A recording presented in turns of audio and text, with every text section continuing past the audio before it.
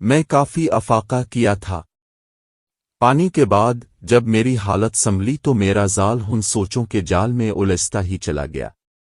نہ جانے وہ کون تھا، کیا چاہتا تھا، کیوں مجبور ہے۔ یہ ایسے سوالات تھے جن پر میرا دماغ خاموش تھا۔ یہ وہ جوابات تھیں جن کا جواب صرف وہی دے سکتا تھا۔ دوسرے دن میں سو کر لیٹ اٹھا تھا۔ آفس کا وقت نکل چکا تھا اور میرے دماغ میں یہی خیال تھا کہ جس طرح سے اس نے بے نیازی برتی ہے، اس سے بات بھی نہیں کروں گا اور اس سے خوب لڑوں گا۔ میں جانتا تھا کہ وہ مجھ سے اتنی محبت کرتی ہے کہ اس کو اپنی غلطی کا احساس ضرور ہوگا اور پھر وہ مجھ سے معافی مانگے گی۔ میں تھوڑی دیر ناراضگی کا اظہار کروں گا اور پھر چند دن تک روٹھا رہوں گا اور وہ پھر مجھے منائے گی تو میں مان جاؤں گا۔ کہتے ہیں نہ کہ محبت میں انسان اندھا ہو جاتا ہے، اور میں بھی اندھا ہو گیا تھا۔ دوسرے دن جب میں دفتر پہنچا تو وہ ہمیشہ ہی مسکرا کر میرا استقبال کرتی، لیکن آج اس مسکراہٹ میں وہ زندگی اور جان نہیں تھی۔ ایسا مجھے محسوس ہوا تھا۔ میں اس سے منہ پھلا کر اپنے ڈیسک پر بیٹھ گیا۔ میں جانتا تھا کہ وہ تھوڑی ہی دیر کے بعد آئے گی اور مجھ سے معافی مانگے گی۔ ایسا کچھ نہ ہو اور نہ وہ 2 سے 3 دفعہ میرے پاس ضرور آتی۔ میں نے فیصلہ کر لیا تھا آج اس سے جی بھر کر ناراضگی کا اظہار کروں گا، مگر وہ میرے پاس نہ آئی۔ اس کے کسی انداز سے ایسا نہ لگا کہ اس کو میری ناراضگی کی پرواہ ہے، نہ کوئی اضطراب اور نہ کوئی شرمندگی۔ وہ حسب معمول اپنے فرائض سر انجام دے رہی تھی۔ وہ ہمیشہ آفس سے جلد ہی نکل جاتی، لیکن آج میں اس سے تھوڑا سا پہلے نکلا تھا تاکہ میں اس سے مل کر معلوم کر سکوں کہ مستقبل کے تمہارے کیا ارادے ہیں۔ ہم نے جو شادی کے پلان بنائے ہیں اس کا کیا؟ جیسے میں باہر نکلا میں نے دیکھا کہ وہ اپنی سیٹ پر نہیں ہے۔ میں فوراً ہی بس اسٹاپ کی جانب چل دیا۔ میں نے واصف بیگ کو دیکھا جو بے خبر بس اسٹاپ کی طرف جا رہا تھا۔ واصف بیگ کو بس اسٹاپ کی طرف جاتا دیکھ کر میں حیران رہ گیا۔ وہ تو ہمیشہ ہی اپنی کار میں سفر کیا کرتا تھا، اور آج بس اسٹاپ پر ہو سکتا ہے کہ اس کی کار خراب ہو گئی ہو۔ اچانک میں نے نائلہ کو آتے دیکھا۔ نائلہ کو دیکھ کر میں ایک پول کی آڑ میں ہو گیا۔ ان دونوں نے مجھے دیکھا تھا، اس لیے میں ان سے تھوڑے فاصلے پر جا کر کھڑا ہو گیا۔ میں ایک کار کی آڑ میں تھا۔ دونوں بس اسٹاپ پر پہنچ چکے تھے۔ نائلہ نے مسکرا کر اس کو سلام کیا، جس کا جواب بھی مسکرا کر دیا گیا تھا۔ مصروف ہیں واصف صاحب؟ نائلہ نے مسکرا کر کہا۔ نہیں، کوئی خاص نہیں۔ حکم؟ واصف نے بھی مسکرا کر کہا۔ پھر نائلہ نے جو کچھ کہا، اس کو سن کر میری دونوں آنکھیں حیرت سے پھیل گئیں۔ وہ کہہ رہی تھی؟ وہ دراصل پکچر کا موڈ تھا۔ 2 ٹکٹ بک کرائے تھے۔ اکیلے جاتے ہوئے ڈر لگتا ہے، اگر آپ مصروف نہ ہوں تو۔ اس کی بات سن کر میرا دماغ سن ہو گیا۔ میری آنکھوں کے گرد اندھیرا چھا گیا۔ دماغ سائیں سائیں کرنے لگا تھا۔ واصف نے کیا کہا مجھے نہیں سن سکا، بس میں نے اتنا دیکھا کہ ایک ٹیکسی رکی ہے اور وہ دونوں اس میں بیٹھ گئے۔ میرے دل کی دنیا اندھیر ہو گئی تھی۔ اپنے ارد گرد مجھے اندھیرا ہی اندھیرا نظر آ رہا تھا۔ جو لوگ محبت میں دھوکے کھا چکے ان کو اچھی طرح سے اندازہ ہوگا کہ محبت میں ناکامی کا درد کیا ہوتا ہے۔ میری محبت میرے ہاتھ سے نکل کر زورت کی چمک دمک میں گم ہو چکی تھی۔ میری محبت سونے چاندی کی دیوار میں چن دی گئی تھی۔ میں اپنے عشق و محبت کا ماتم مناتا ہوا گھر آ گیا۔ اگلے 2 دن میں تمام آفس اسٹاف اور میرے یہ بات سمجھ آ گئی کہ وہ مجھ سے دور ہو گئی ہے۔ واصف کی پوزیشن اور سٹیٹس نے اس کو مجھے سے چھین لیا ہے۔ تمام دفتری اسٹاف مجھے یوں دیکھتا کہ جیسے میرا مذاق اڑا رہا ہو۔ چند دنوں میں میری حالت ویسی ہو گئی جیسی کہ محبت میں دھوکہ کھانے والوں کی ہوتی ہے، لیکن اس ہرجائی کو اس کی پرواہ ہی نہ تھی کہ مجھ پر کیا گزر رہی ہے۔ میرا دل کئی بار چاہا کہ واصف کی مرمت کر دوں पृथ्वी राज की तरह अपनी नुजूगत्ता को उठाकर घोड़े पर भगा ले जाऊं, मगर ऐसा नामुमकिन था क्योंकि घोड़ा चिल्लाना मुझे नहीं आता था। दिल में बहुत से ख्यालात आए कि नायला के चेहरे पर तेजाब डाल दूं ताकि ये हर जाई चेहरा कोई और ना देख सके, मगर मैं इसको ऐसा सबक सिखाना चाहता था ताकि वो कभी भी किसी से बेवफाई के बारे में सोच ना सके। फिर एक रोज मेरी मोहब्बत का ताजमहल पूरी तरह से जमीन बोस हो गया। कार्ड देखकर मेरे गुस्से की इंतहा ना रही। फिर मैंने इससे बात करने का फैसला किया। दूसरे दिन ऑफिस में मेरा मूड खराब रहा। इसी दौरान पंच का वक्त हो गया। सब लोग लंच के लिए उठ उठकर जाने लगे थे। इस दिन वासिफ बेग गैर हाजिर था। मैं उठकर उसके पास जा पहुंचा। मेरे हाथ में वासिफ बेग की फतह का ऐलान मौजूद था।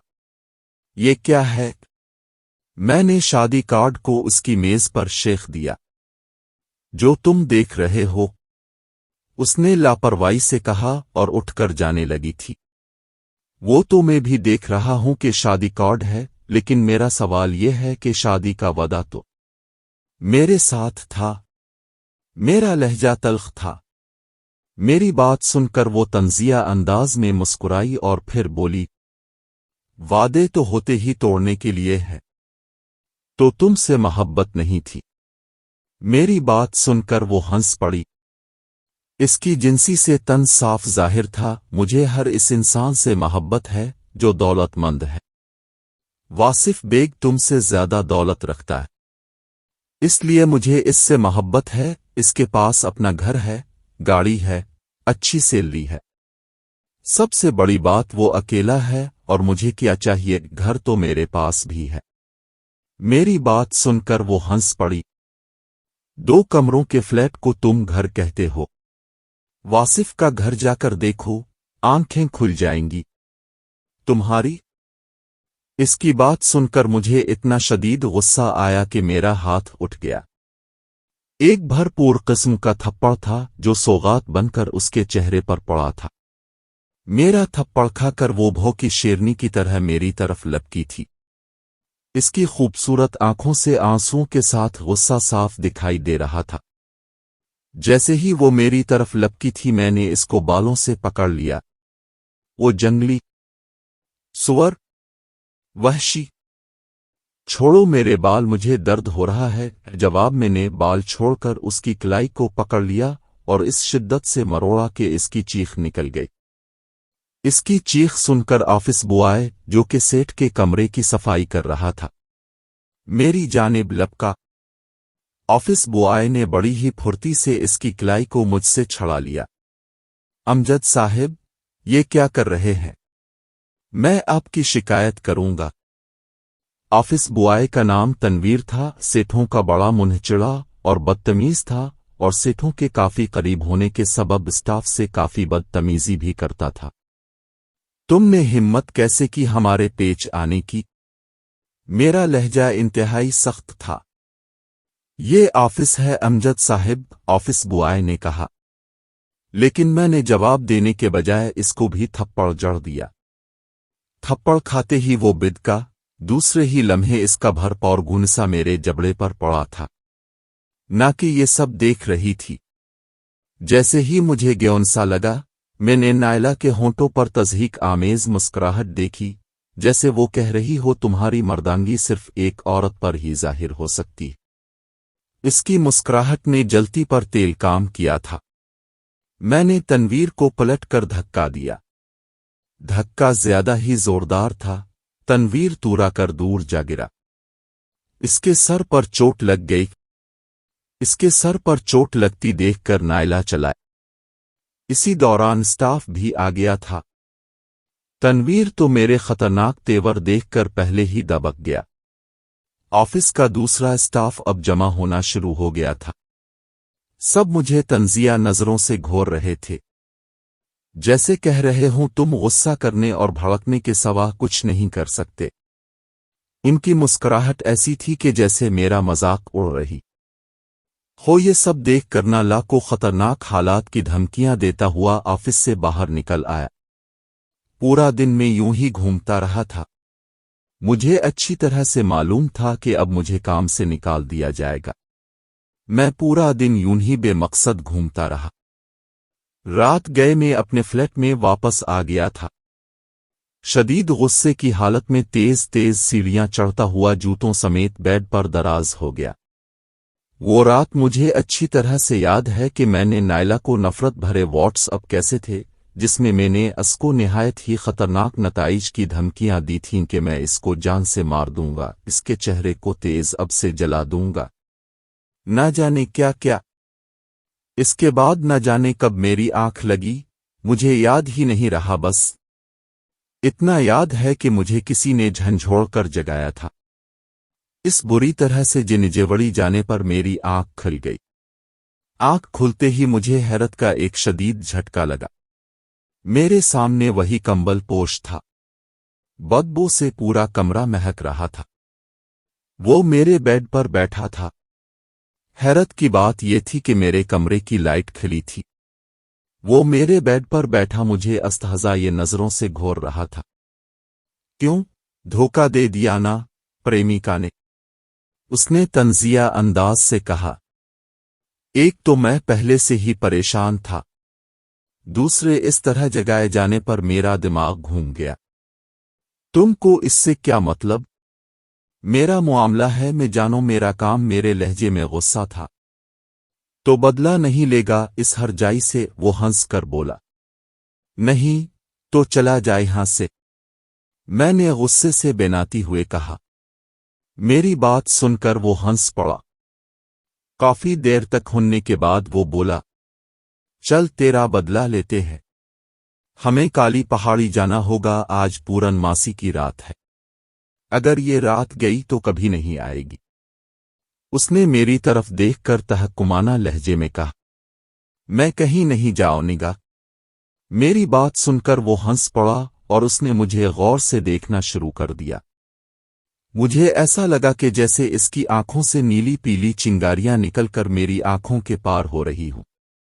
الفاٹے اور کپڑے بدل لے، باہر تجھے ایک کار ملے گی، اس کار میں سوار ہو جانا۔ اس کی بات سن کر میں نے کوئی تعرض نہ کیا اور تنویمی انداز میں اٹھ کر کپڑے تبدیل کیے اور فلیٹ سے باہر نکل آیا۔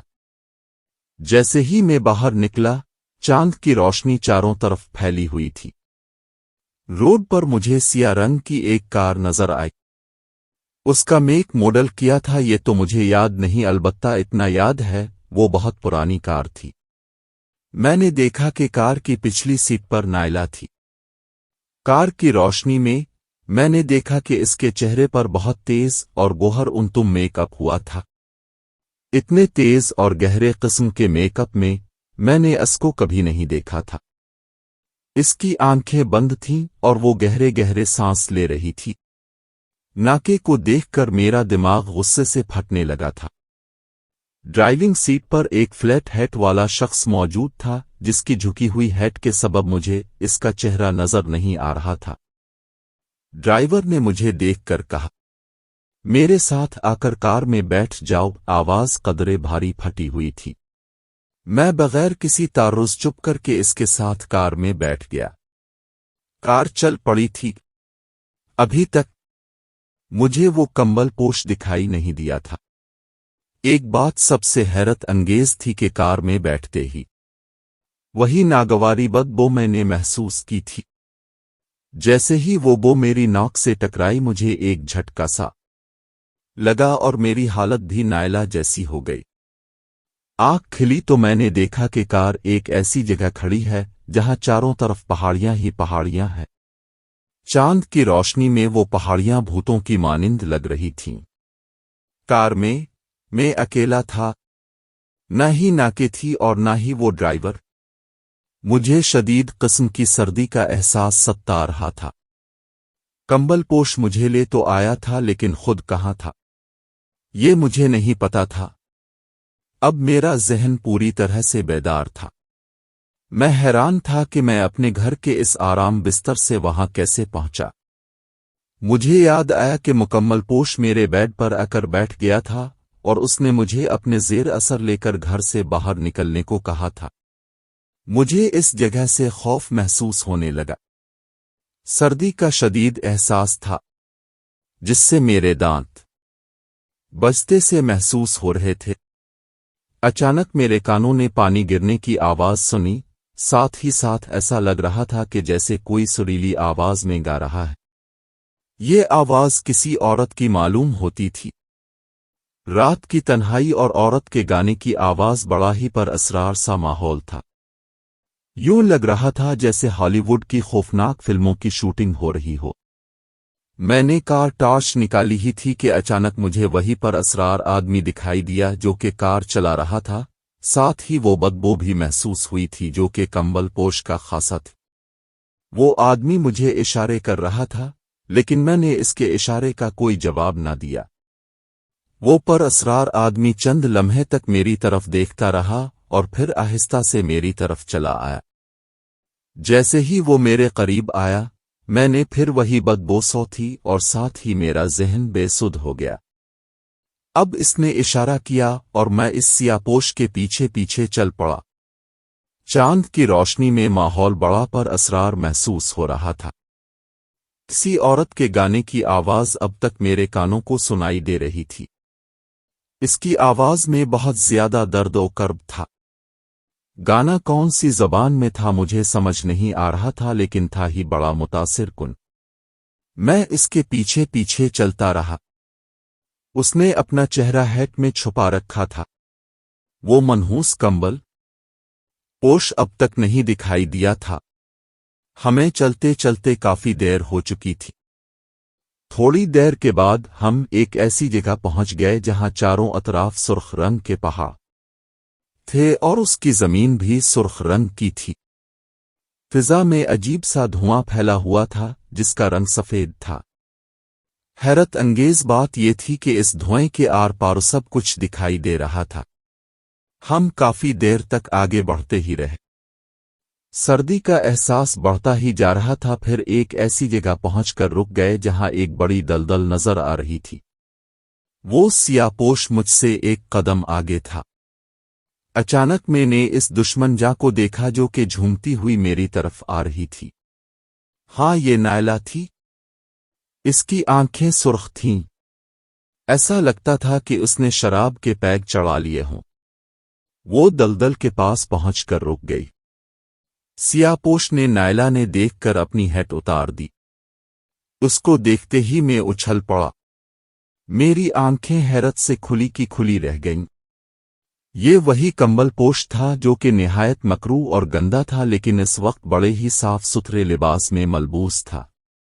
دیوی ماں، میری مدد کر، تیرا یہ سیوک تیری بلی لے کر آ گیا ہے، تو اپنے اس سیوک پر کرم فرما، اس کی مدد فرما، سالوں کی منو کامنا پوری فرما، اس کی بلی قبول فرما۔ اتنا کہہ کر وہ سجدے سے اٹھ کھڑا ہوا۔ پھر وہ سیدھا میری طرف آ گیا۔ میں ششدر کھڑا اس کو دیکھ رہا تھا۔ اس سے الفاٹینی والی بدبو بھی کم تھی۔ نائلہ تنویمی عمل کے زیر اثر اس دلدل کے سامنے آ کر کھڑی ہو گئی۔ وہ یوں جھوم رہی تھی جیسے اس پر بہت زیادہ نشہ سوار ہو۔